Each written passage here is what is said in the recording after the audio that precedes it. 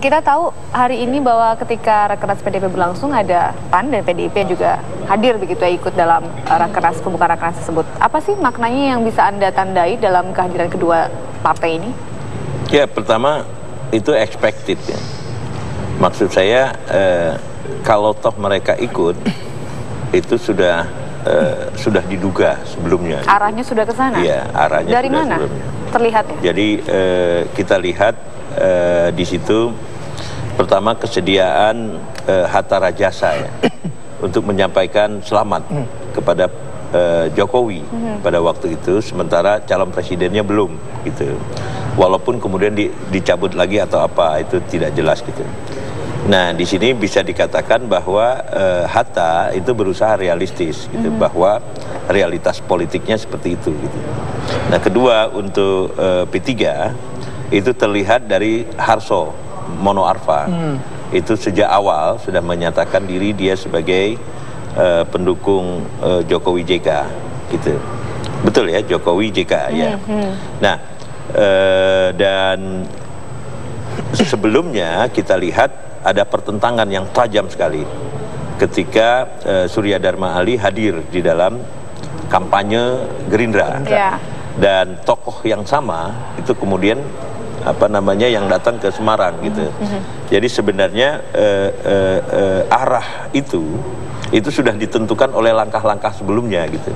Walaupun pada akhirnya P3 itu masuk secara resmi ya menjadi pendukung Prabowo Subianto gitu, tetapi afiliasinya, preferensinya itu memang sudah terlihat bahwa mereka Tapi yang kemudian dilihat hari ini, kedua partai ini masih malu-malu begitu Pak Fahri untuk mengakui bahwa kedatangan mereka hanya silaturahmi, undangan. Mereka menunggu momen apa kalau memang tadi Anda katakan sinyal sebenarnya sudah pindah ke arah koalisi Jokowi JK?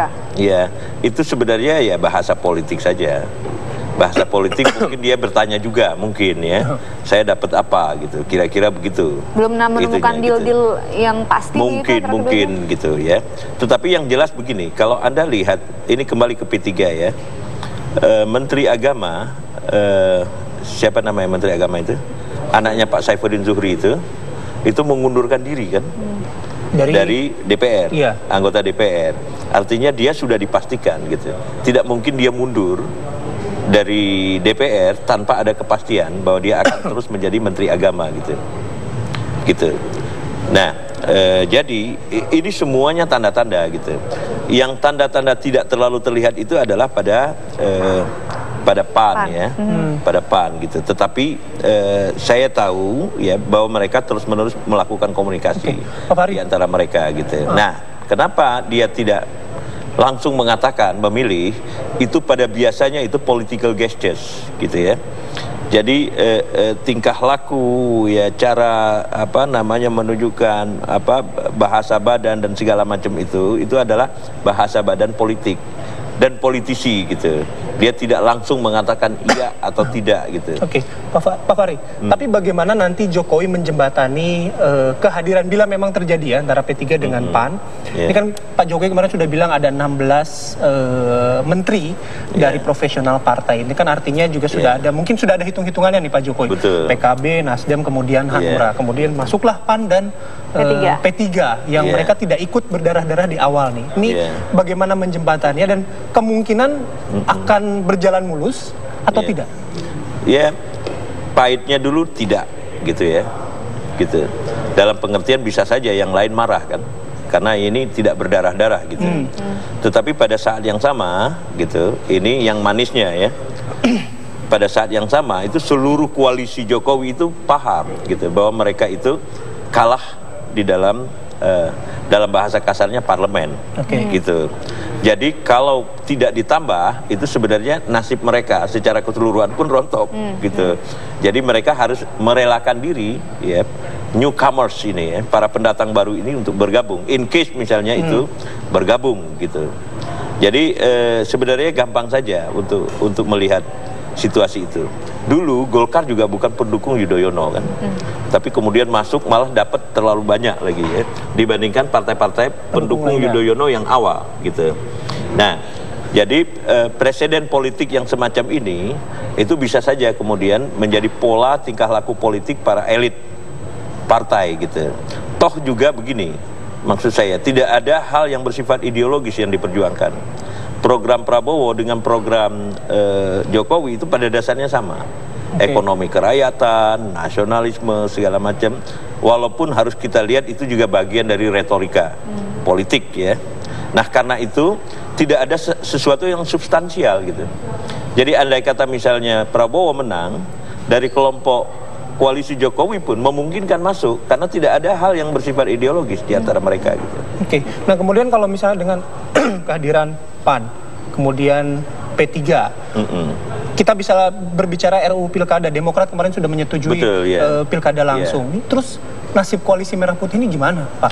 Nah begini, sebenarnya ya triggernya itu adalah Yudhoyono gitu. Ketika Yudhoyono merasa pada akhirnya DPRD bukan DPRD, pemilihan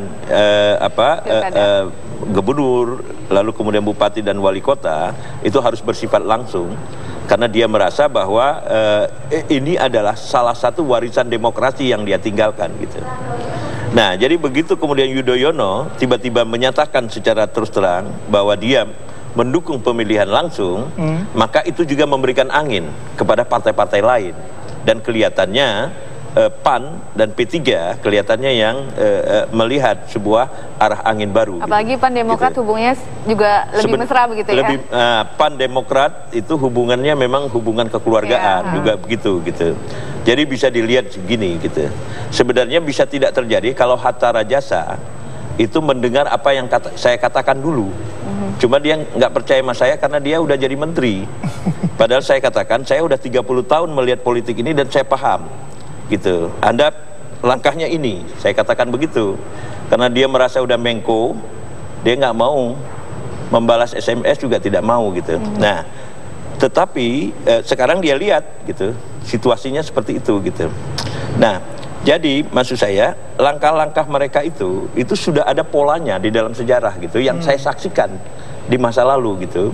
Dan karena struktur politiknya itu tetap sama, ya, maka kemudian kita bisa memprediksi apa langkah-langkah yang harus dilakukan gitu. Nah, gitu kira-kira. Kalau begitu, kalau memang arahnya sudah ke situ, P3 PAN ini menunggu momen apa, Pak Fahri? Apa memang nanti menunggu momen jatah-jatah kursi kabinet dibagi-bagikan atau seperti apa? Saya kira yang diperlukan begini, dalam politik itu gestures itu lebih penting daripada substansi, gitu.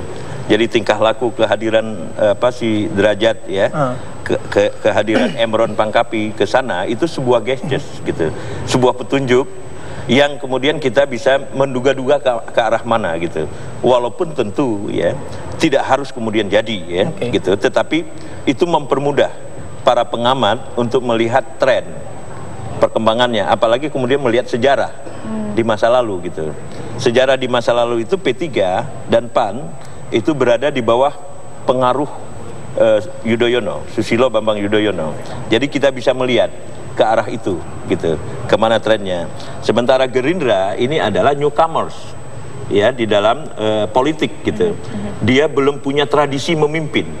Sebenarnya yang punya tradisi memimpin itu adalah Golkar gitu. Nah, salahnya Golkar sekarang ini kok dia mengambil posisi nomor 2, padahal kemampuan politik Golkar itu jauh lebih bagus daripada yang lain gitu. Oke, Pak Fahri, gitu. Dengan tadi Anda sudah bilang ada angin-anginnya sudah dari koalisi Merah Putih bergabung dengan Jokowi JK, ada nggak kemungkinan partai lain dari koalisi Merah Putih yang membuka peluang bergabung lagi? Mungkin tidak. In case misalnya ini sudah dipastikan tidak diperlukan lagi kecuali Demokrat ya. Kelihatannya gitu. Tetapi saya dengar dari Ketua Umum Demokrat, maksud saya wakil pelaksana harian, dia akan